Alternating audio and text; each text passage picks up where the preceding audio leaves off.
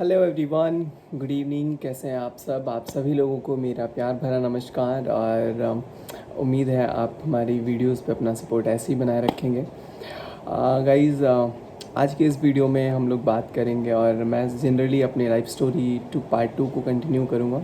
और इसमें मैं सिर्फ अपने प्रोफेशनल एक्सपीरियंसेस के बारे में ज़िक्र करूँगा। और ख़ास करके अगर हम बात करें तो मैं कॉलेज के बाद वाले टाइम के बारे में आपसे शेयर करूँगा। बहुत बेहद मज़ा आएगा इसको भी सुन करके। और ये भी कहीं ना कहीं बेहद मज़ेदार ही है। सो गाइज़, बात है सन 2015 की, जब मैंने अपने बीटेक की पढ़ाई कंप्लीट कर ली थी। और एक नामी कॉलेज से किया हुआ था, अम्बाला से। आई can not mention the name, but still मैं अपनी लाइफ स्टोरी मेंशन करूँगा तो कॉलेज के बारे में जब मैं बताऊँगा तो बिल्कुल बताऊँगा। और guys, the best part was कि जनरली कॉलेज जब आप कंप्लीट करते हैं तो लास्ट फाइनल ईयर में ना कैंपस प्लेसमेंट होनी स्टार्ट होती है। एक कंपनी आती है, उसके बाद दूसरी कंपनी आती है, उसके बाद तीसरी कंपनी आती है। और आप लोग, हाँ, जनरली अगर कोई कॉलेज में है तो आप लोग महसूस कर सकते हैं कि प्लेसमेंट्स कितना ज़्यादा मायने रखता है, राइट। तो मेरे साथ भी कुछ ऐसा ही था कि मैं सोचता था यार कि कैंपस में प्लेस्ड होना ना होना बहुत सारी चीज़ें थी। इन्फोसिस आई थी जिसमें सबसे पहले उसने काइंड ऑफ रिजेक्ट कर दिया था। 40 मिनट का इंटरव्यू चला था और मुझसे उसने पूछा था कि 5 वोल्ट की एक डीसी सप्लाई आप बना दो। इंटरव्यू में कुछ ऐसा कुछ पूछा गया था, डायग्राम, वो सर्किट डायग्राम बनाने के लिए। चूँकि मैं इलेक्ट्रॉनिक्स एंड कम्युनिकेशन से इंजीनियरिंग किया हूँ तो मैंने बोला कि सर आप मुझे 5 मिनट का वक्त दें, मैं 5 मिनट में सर्किट डिज़ाइन कर दूंगा, मेरे पास सारे आईसीज लैब में रखे हुए हैं। तो ही वॉज़ लाइक कि बहुत सारा लंबा इंटरव्यू चला। तो finally he said me, so Sachin, what if you are not selected. मैंने बोला कि यार शायद ये बंदा मेरा कॉन्फिडेंस चेक कर रहा है कि अगर मैं सेलेक्ट नहीं होता हूँ तो क्या। तो उस टाइम पे मैंने एक बहुत शायद रूड सा आंसर दे दिया, क्योंकि मुझे भी कॉन्फिडेंस, मुझे लग रहा था कि भाई चेक हो रहा है। तो आई सेड कि sir, if you have lot of options to choose students from multiple colleges, I do have also the lot of opportunities to choose companies. तो neither you are going to sit for me nor I am going to sit for you. So that was a very rude answer. मुझे बाद में realise हुआ इस चीज़ का। और मुझे वहाँ से इग्नोर कर दिया गया। और फिर भी मैंने अपने आप को कीप अप रखा कि लाइक यार नहीं, चलो कोई बात नहीं है, बहुत बड़ी अच्छी कंपनी और उसमें रिजेक्ट हो जाना। उसके बाद से फिर बहुत सारी एमएनसीज आई धीरे धीरे धीरे। तो मैं सेलेक्ट, वैसे जनरली क्या होता था ना कि कॉलेज में एक दो कंपनी में अगर आपकी प्लेसमेंट हो जाए तो तीसरे में नहीं बैठने देते हैं। लेकिन कुछ ना कुछ जुगाड़ अप्रोच, टीपीओ वगैरह से बात करके कहीं ना कहीं आप लोग मैं कोशिश करते रहता था। और फिर मेरी प्लेसमेंट हुई बहुत सारी कंपनीज़ में, मतलब आई टुक ओवर 14 कंपनीज़ जिसमें मेरी प्लेसमेंट्स हो गई। जिसमें इंडियन नेवी जैसा भी एक ब्रांड था, और इंडियन नेवी की भी इंटरव्यू क्लियर हुई थी मेरी कॉलेज से। और हालांकि मैंने उसे ज्वाइन नहीं किया बिकॉज मैं 10 साल 20 साल की कुछ ऐसी जॉब वगैरह की बॉन्ड्स वगैरह था शायद। तो मतलब बहुत अच्छा अनुभव था प्लेसमेंट के टाइम का। मैंने क्या किया ना, मैंने सोचा कि यार ज्वाइनिंग, अलग अलग कंपनीज़ की अलग अलग ज्वाइनिंग डेट आती होती थी। किसी की कभी पहले आ जाएगी, किसी की बाद में आती थी। तो मैंने सोचा कि यार मैं तो घर जाना नहीं चाहता हूँ, घर जाऊँगा तो फिर बैठना पड़ेगा, दो चार और लोग सोचेंगे कि कॉलेज से बंदा पढ़ के आया है और नौकरी लगा ही नहीं। हमारी तरफ थोड़ा सा ऐसा होता भी है। तो मैंने बोला कि यार कौन सी कंपनी जो जल्दी ज्वाइन कर लेगी। तो मेरी एक कंपनी थी जो नोएडा की थी, और वो मेरी सबसे बहुत पहली कंपनी थी जिसमें मैंने ज्वाइन किया। बहुत नॉमिनल उसकी सैलरी थी गाइज, यू वोंट बिलीव, 15-18 के, उसी के समवेयर अराउंड। और इंसेंटिव वगैरह कुछ एक्स्ट्रा मिलता था, ऐसा कुछ। तो मैंने उस कंपनी को ज्वाइन किया। और देन आफ्टर, क्यों ज्वाइन किया, क्योंकि उस कंपनी की ज्वाइनिंग जस्ट मेरे कॉलेज के 3 दिन 4 दिन बाद ही थी। तो आई ज्वाइन दैट कंपनीज, और उसको ज्वाइन करने के बाद मुझे फिर वहाँ पे नोएडा में या दिल्ली में साइड रहने के लिए फ्लैट वगैरह लेने वगैरह में, मतलब एडजस्टमेंट में थोड़ा टाइम लगता। तो मैं ना, मम्मी पापा लास्ट डे आए थे और उन लोगों ने मुझे दिल्ली ड्रॉप कर दिया और वो चले गए। और all I had, I think, almost 4 to 5 thousand rupees in my pocket, कि अब भाई 4-5 हज़ार रुपये हैं। और दिल्ली में फ़्लैट भी ढूंढना था, और मैं किसी दोस्त के पास था नहीं। तो सेक्टर 57 के पास ना एक फोर्टिस हॉस्पिटल है नोएडा में। तो I stood there and for a while मैं वहाँ पे ना एकदम सोचने लग गया कि यार मैं कहाँ खड़ा हूँ। मुझे ना एकदम सा ब्लैंक होने लग गया कि मैं कैसे कहाँ जाऊँगा, और आई स्टार्टेड क्राइंग, मतलब क्राइंग इन द सेंस, मतलब अंदर से एकदम ना अजीब सा फील हो रहा था। ऐसे आंसू तो नहीं आ रहे थे, लेकिन deep inside my heart I started crying कि यार अब क्या करूँ। लाइक गाइड्स, ग्रेजुएशन करने के बाद, बहुत कम उम्र में मैंने ग्रेजुएशन की, 20 साल वैसे बहुत लोग कर ही लेते हैं। तो मैंने फिर वहाँ पे एकदम मेरे को अजीब सा अंदर से फील हो रहा था, और चारों तरफ मेरे को लोग लोग लोग दिख रहे थे। फिर पहली कंपनी थी, और फिर मैंने एक दोस्त को कॉल किया कि यार मुझे कुछ समझ में नहीं आ रहा मैं कहाँ रहूँ, क्योंकि मेरे को उस दिन एक्चुअली होटल में रहना था। तो 1-2 दिन होटल में रहना था, उसके बाद से चाबी आ जाता मेरे पास कुरियर से। एक फ़्लैट था अंकल का, तो उनकी चाबी आई थी, हालांकि मतलब हफ्ते बाद आई थी। तो 1 हफ्ते तक मैंने पापा के फ्रेंड के घर गया मैं, चूँकि बहुत नई जगह जाने में पहले मतलब अजीब सा लगता था कि किसी रिलेटिव के घर जाओ तो फिर थोड़ा सा सोचना पड़ता है। लेकिन पापा के दोस्त के यहाँ गया, तो उनका एक बेटा था, विकास नाम है, शायद वो हमारे ब्लॉग को देख रहा होगा। तो विकास के पास साथ रहने में बहुत मज़ा आया, मतलब मुझे फील ही नहीं हुआ कि मैं कहीं और हूँ। और अभी शायद विकास से मुझे बात किए हुए 2-3 साल हो भी गए। तो गाइज़, उसके घर पे रुका मैं। फिर उसके बाद एक मेरा दोस्त भी था मेरी कॉलेज का, वो भी लाइक उसको भी कहीं रहने के लिए जगह नहीं मिल रही थी, तो मैं उसको भी विकास के घर ही ले गया।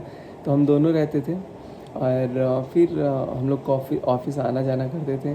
तो ऑफिस का ही जो लाइफ था ना, इन दौरान बहुत सारी चीज़ें होती थी।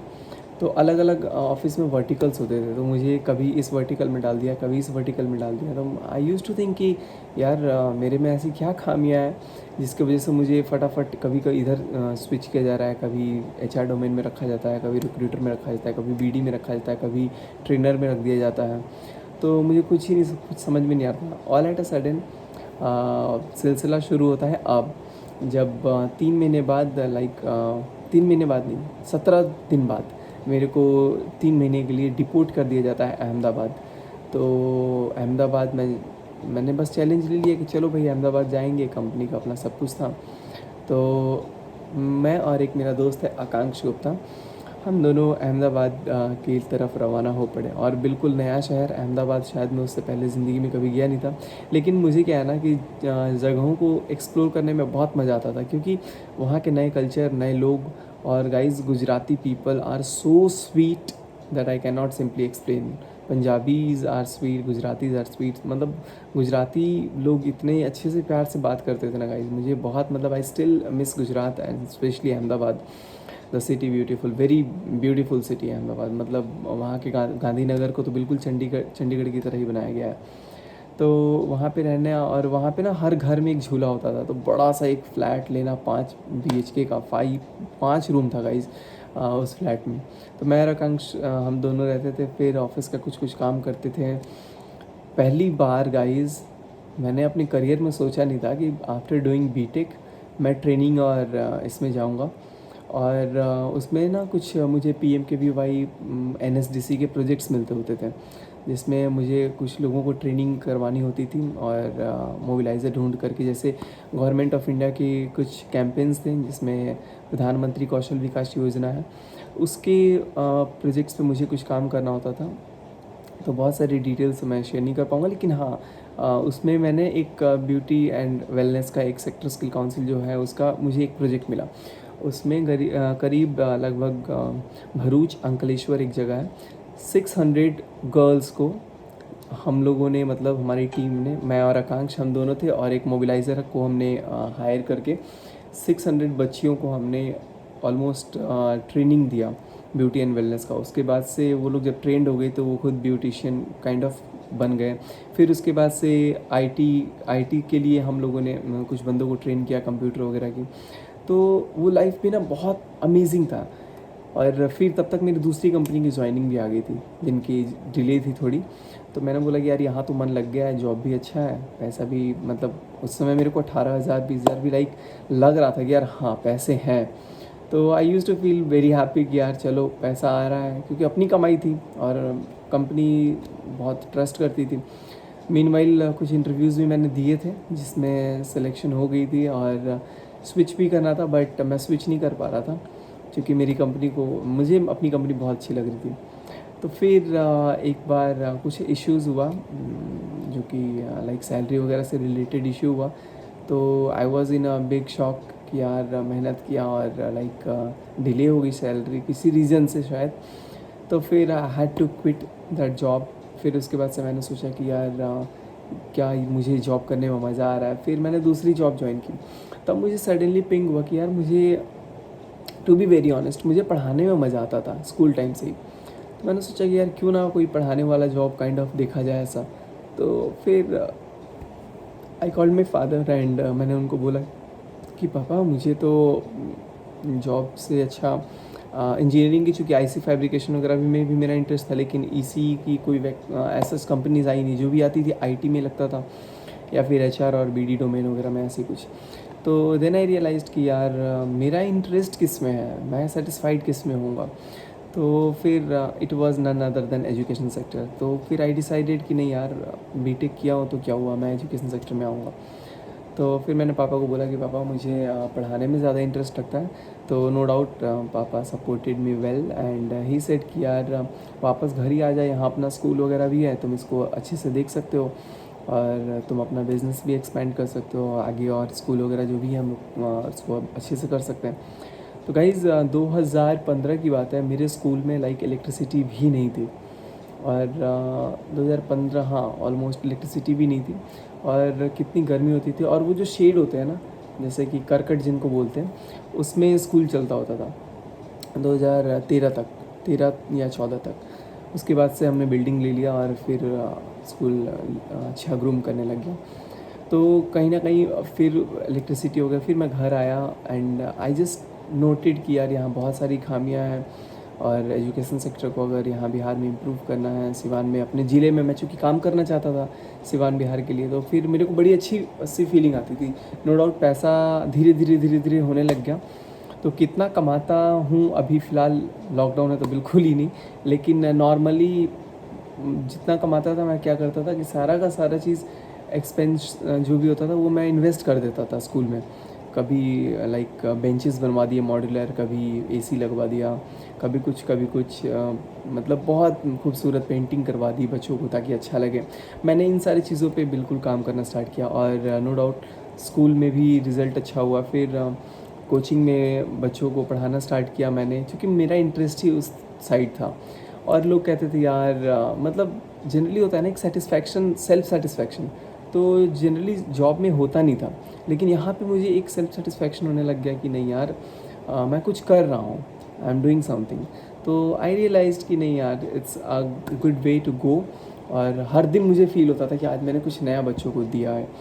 तो उसके बाद धीरे धीरे अभी भी इनफैक्ट सीबीएसई 2020 के रिज़ल्ट आए हैं। तो अब मैं एक लिंक डाल रहा हूँ इस वीडियो के नीचे, आप उस वीडियो को भी देखिएगा। वो न्यूज़ में आया हुआ है कुछ मेरा कोचिंग सेंटर के बारे में, बच्चे जो जैसे बोल रहे हैं, तो वो एक बहुत बड़ा सेटिस्फैक्शन देता है मन में। कहाँ लाइक 30% स्कोर करना, फिर 80% के आसपास आना, और फिर लाइक कंपनीज़ वगैरह में सिलेक्ट, पहली कंपनी में रिजेक्ट होकर के फिर सेलेक्ट होकर के फिर कंपनी में जॉब करना, फिर ये दिमाग में ठानना कि यार पैशन क्या है, फिर एजुकेशन सेक्टर में डिग्री लेना, डीएलएड वगैरह करना, फिर लाइक बीएड को अप्लाई वगैरह करना, जो भी है। तो कहीं ना कहीं दिल में एक आया कि नहीं यार, I am feeling interested more towards my education, और इसीलिए मैं एजुकेशन सेक्टर को चूज़ किया। तो बहुत सारे लोग ये क्वेश्चन भी करते हैं, सर आपने बीटेक किया और फिर आप like education sector. So guys, BTech किया और मेरा इंटरेस्ट बहुत ज़्यादा था रोबोटिक्स और इन सारी चीज़ों में, लेकिन उसके स्कोप कम होने की वजह से शायद कंट्री में उतनी जॉब अपॉर्चुनिटीज़ नहीं थी, और आईटी वगैरह में मेरा इंटरेस्ट नहीं हो पाता था गाइज, बिकॉज टेस्टिंग, डेवलपमेंट और लाइक सोर्सिंग, ये 3 चीज़ ही होता है मेन बेसिकली। तो यहाँ पर अगर आप ज़्यादा इंटरेस्ट नहीं फील कर पाते हैं तो उस चीज़ को करने में जिस काम को करने में मज़ा ना आए ना, वो काम ना ही करो तो बेटर है। तो फिर मैंने बोला कि यार चलो लेट्स सी। तो फिर उसके बाद से मैंने अभी स्कूल ज्वाइन किया अपना, और फिर लाइक नवोदय विद्यालय को भी ज्वाइन करके बच्चों को पढ़ाना as a part time faculty मुझे बहुत अच्छा लगा। और आज बच्चों ने इतना अच्छा स्कोर किया है और न्यूज़ में डेफिनेटली आया जब, तो फिर मेरे लिए एक बहुत बड़ी खुशी लौट आई मेरे चेहरे पे। मैंने लिंक डाला हुआ है इसमें, और कहीं ना कहीं ये मेरे लिए एक बहुत बड़ा मोटिवेशन भी था। बट गाइज़, लॉकडाउन में एजुकेशन सेक्टर बिल्कुल बंद हो गया गाइज़, और मुझे बोलते हुए कोई हिचक नहीं है कि पिछले lockdown I think March, April, May, June, July, almost तो 5 महीने हो गए लगभग। और 5 महीने में गाइज़ हार्डली मेरे पास 50,000 के आसपास भी अगर आया हो, मेरी अपनी इनकम मतलब लाइक मैं जो खुद से अर्न करता था स्कूल कोचिंग वगैरह से, तो बिल्कुल रेयर। और उसमें भी लाइक लोगों की हेल्प करना बहुत मतलब चीज़ें हो जाती हैं। तो I should not mention all this figures, लेकिन इसके वजह से, लॉकडाउन की वजह से मैंने फिर सोचा कि यार नहीं, I have to switch from this sector as well, because first thing कि आपको लाइफ में जीने के लिए, खाना खाने के लिए पैसे और इन सारी चीज़ों की बहुत ज़रूरत है। और जैसे अभी हालात हैं, I think everything has got down. Let's hope for the positivity. अभी कुछ एक न्यूज़ ही देख रहा था कि कोविड की वैक्सीन की टेस्टिंग चल रही है, so we are all just having a good hope कि जल्द से जल्द सब कुछ खुले। सबसे ज़्यादा लॉस नो डाउट स्कूल वालों का हुआ है, एंड बाकी सारी जगह तो लोग पेमेंट दे रहे हैं या नहीं दे रहे हैं, लेकिन बिहार में खास करके मेरे डिस्ट्रिक्ट में बहुत ज़्यादा ये इश्यूज़ मैंने देखा भी है। मेरे स्कूल में तो खैर बहुत ज़्यादा इशू है पेमेंट्स को लेकर के। बच्चों की फ़ीस बिल्कुल ना के बराबर आ रही है, तो कहीं ना कहीं ये बहुत बड़ा एक इशू है जो हम पेरेंट्स लोगों को भी कहीं ना कहीं एक इनटेक करना चाहिए। खैर अपनी अपनी विशेज़ हैं, लेकिन हम लोग टीचर्स को डेफिनेटली सपोर्ट कर रहे हैं। जिन टीचर्स को ज़रूरत होती है वो अगर आते हैं, तो जो भी हमारे पास 2 रुपये हैं तो उसका 50 पैसा हम लोग ज़रूर टीचर्स को देते हैं कि भाई आप लोग भी खाना खाओ, 1-2 वक्त की रोटी। बहुत सारी चीज़ें हैं, विल शेयर इट। और गाइज़ मैं अपने कॉलेज की लाइफ की स्टोरी वो भी बताऊँगा। बहुत सारे लोग पूछते हैं कि डिड यू हैव गर्लफ्रेंड और नॉट, तो लाइक गाइज़ अगर कॉलेज मतलब ऐसा कुछ नहीं है, पढ़ाकू टाइप का इंटरेस्ट होना और इन सब चीज़ों में इंटरेक्ट करना बहुत ज़मीन आसमान का अंतर है। वेल गाइज़, अगर यू विल रिक्वेस्ट, मैं अपनी एक कॉलेज लाइफ की ब्लॉग को भी शेयर करूँगा और आप लोगों से बताऊँगा। आई होप आप लोगों को ये वीडियो अच्छी लगी होगी, और प्लीज़ चैनल को अगर सब्सक्राइब नहीं किया तो कर दीजिएगा। मैं आप लोगों से वीडियो शेयर करते रहूँगा। लंबा वीडियो हो जाता है इसलिए मुझे टाइम देख करके रुकना पड़ जाता है। और नीचे एक लिंक दिया हुआ है, उसको भी देखेंगे आप लोग। न्यूज़ में बच्चों ने जो मेरे प्रति बोला है मुझे बहुत अच्छा लगता है, तो मैं आप लोगों को शेयर कर रहा हूँ, क्योंकि पता है एक कनेक्शन फ़ील होता है आपके साथ भी। मुझे ऐसा लगता है कि आप लोग भी एक फैमिली के मेम्बर हो, तो मैं आप लोगों से बता देता हूँ, टू बी वेरी ऑनेस्ट। बाकी ऐसा कुछ ही नहीं है, मतलब कि like business point of view से मैं ऐसे जनरली आपसे शेयर करता हूँ, क्योंकि आप लोग भी एक फैमिली के मेम्बर जैसे ही हो। Thank you so much guys, thanks a lot for your love and whatsoever. बहुत बहुत धन्यवाद आप सभी का। नमस्कार।